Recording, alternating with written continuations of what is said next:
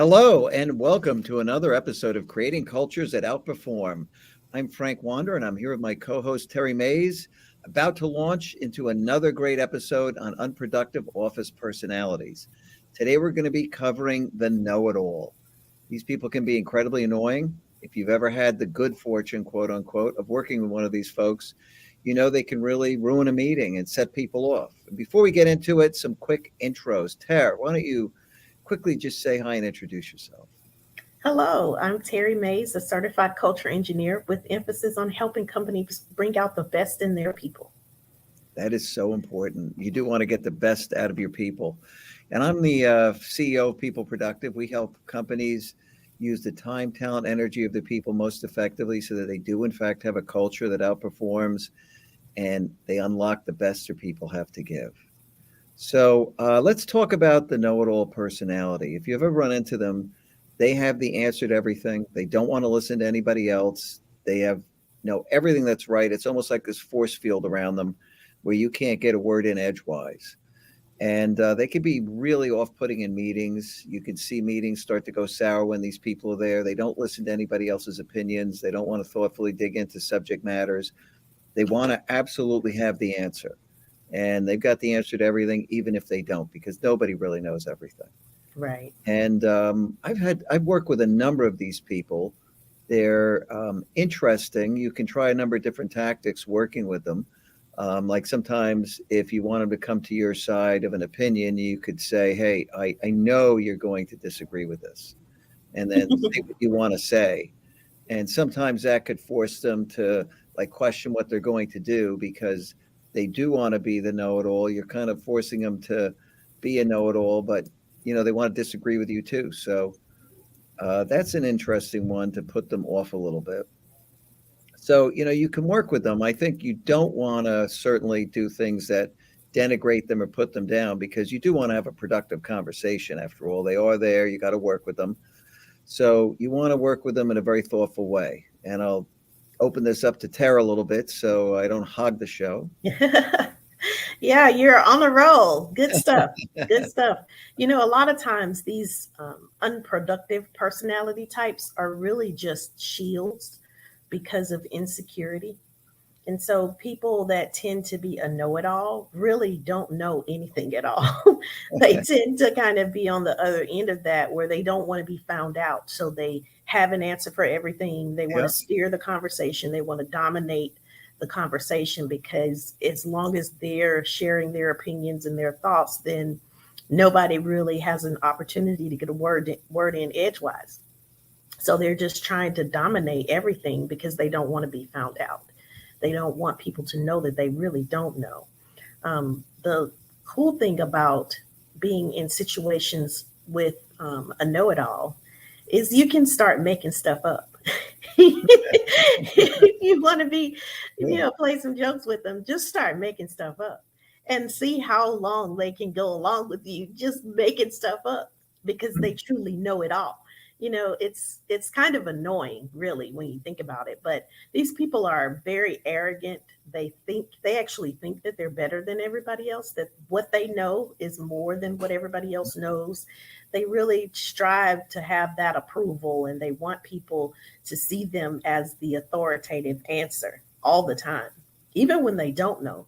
So it can be frustrating being around this person that's kind of like the been there, done that. They've experienced everything, they know everything.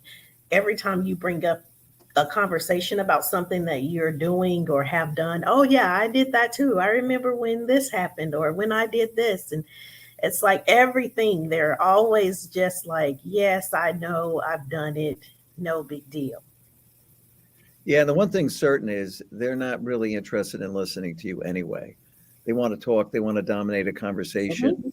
Mhm. Some know it alls don't want to have any kind of intimate conversations with anybody, professionally intimate conversations with people at work about subjects and topics. So they just keep talking so that they never really get close to the group. They're always kind of, off in their own world, trying to, show you how much they know and tell you everything.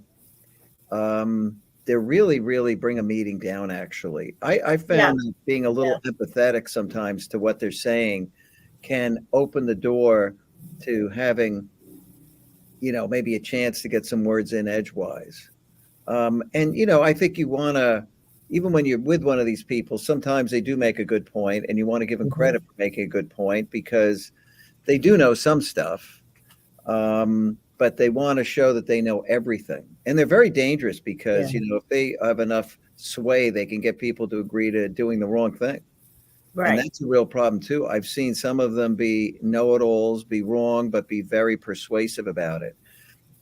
And sometimes people are just tired of dealing with these folks. So they're like, they agree or go along with them to almost pacify them.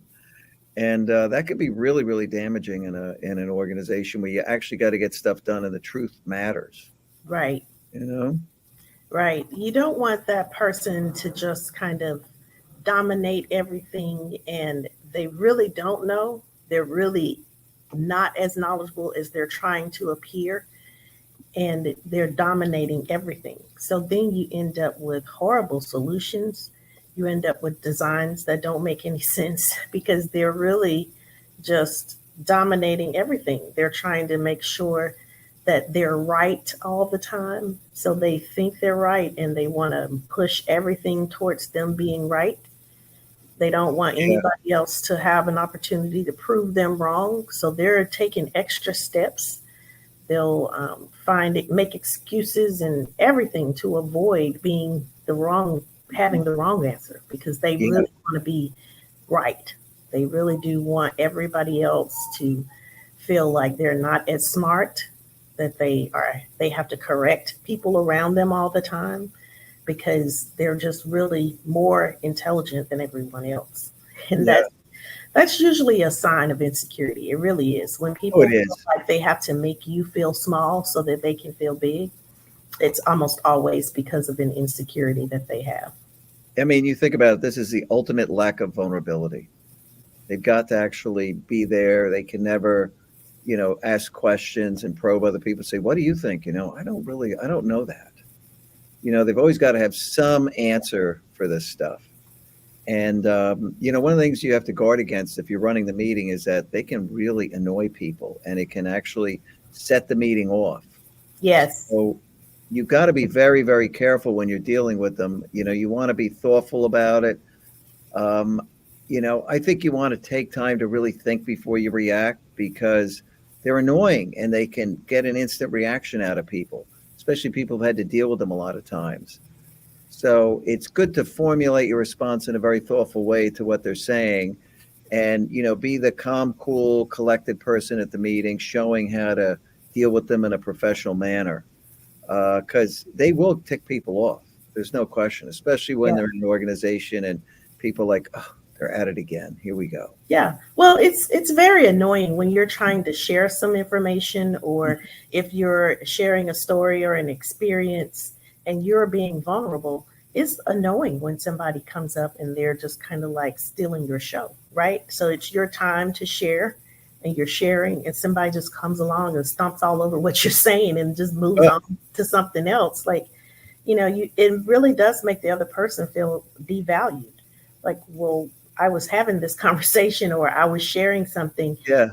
and this other person just kind of stepped in and stomped all over what I was saying. Like it's Uh, really not Frustrating. great behavior at all. So it's very frustrating. You get annoyed and then you get to the point where you don't want to deal with that person at all. Like you just don't want to hear from them. You don't want to work with them. And that's really when things have kind of become dangerous because if you will avoid that person instead of sometimes they really do know the answer and you'll just avoid them because you don't want all the extra baggage that comes with them, then now things are taking twice as long to get done because you have to go figure out an answer that your coworker really has, but you don't want to deal with them. And Yeah. that's kind of the nature of what happens in organizations over and over and over again with all of these unproductive types.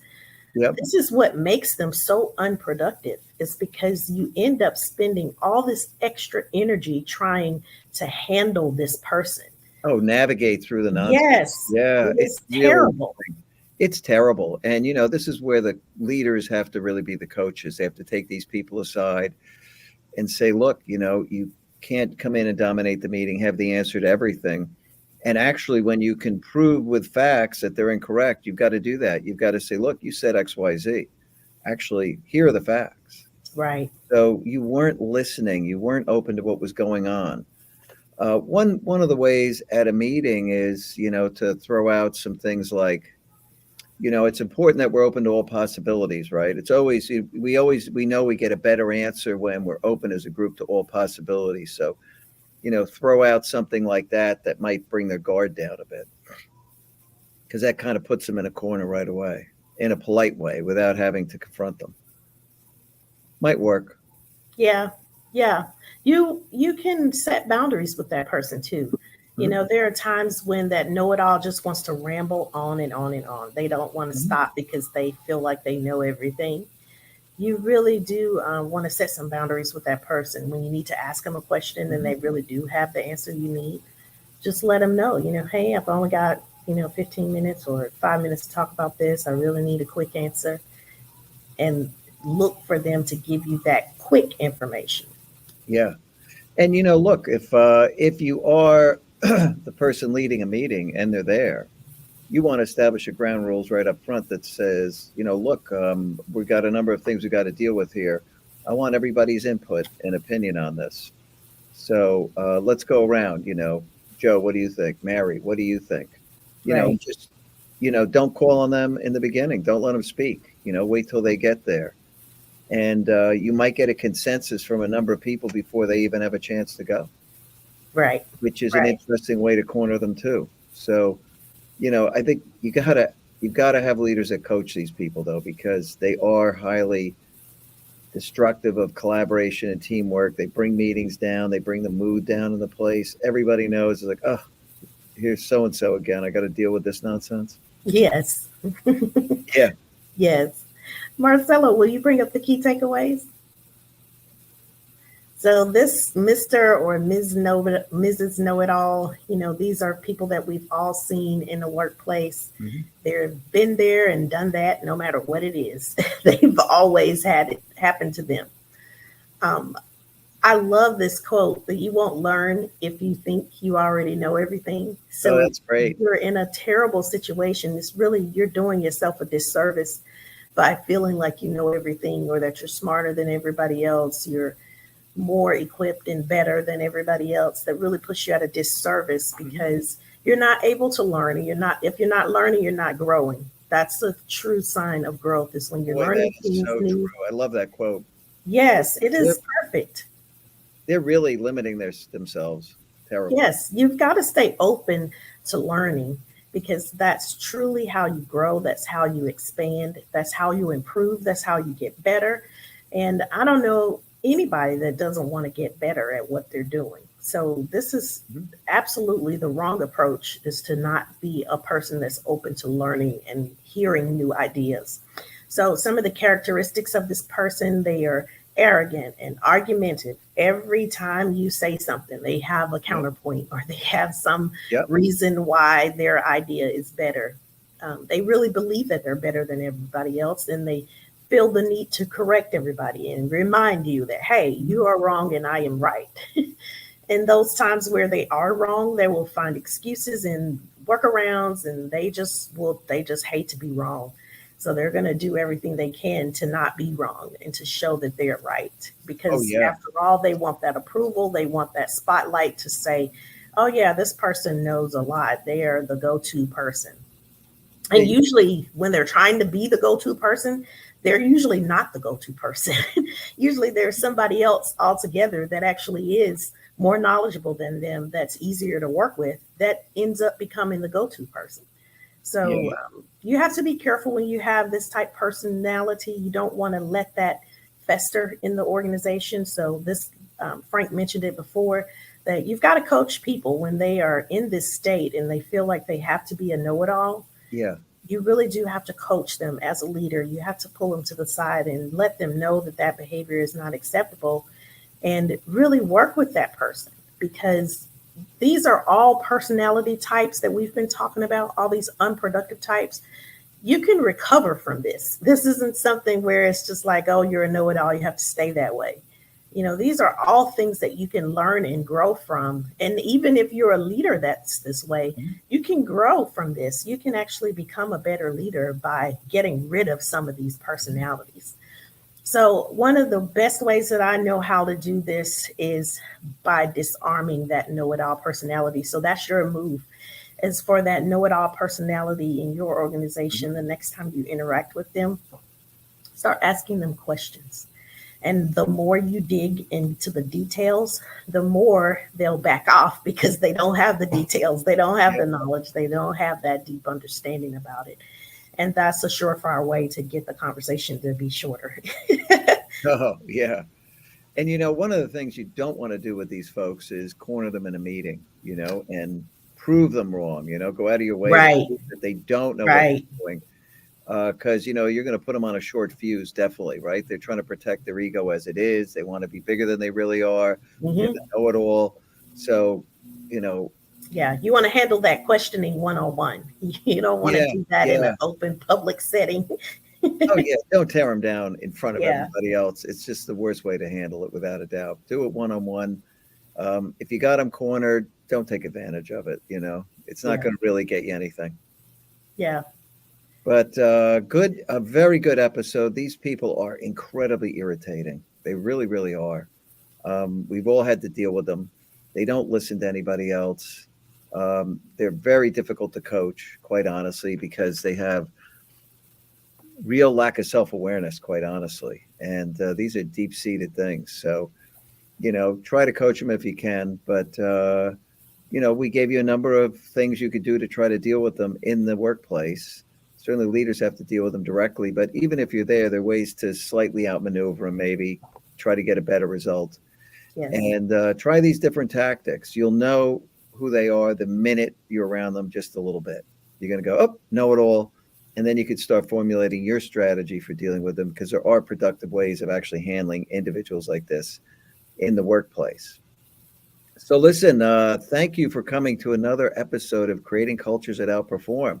Hope you could join us next week. We're going to go over another very common and unproductive personality, the passive aggressive individual, who yes. doesn't fully show up at meetings. So I think you'll find that one really, really interesting. We're on every Wednesday, 3 o'clock Eastern time. Please feel free to tune in. Great sets of episodes on creating a deep sense of belonging in your organization, all the unproductive personality types, all the human factors of leadership. There's just a wealth of info here, a wealth. And I think you could just take away so much, right? Because you are the product and a better you is a solution, no doubt about it. Yes, absolutely. So, look, thanks so much for joining us. Hope to see you next time. Take care. Bye for now.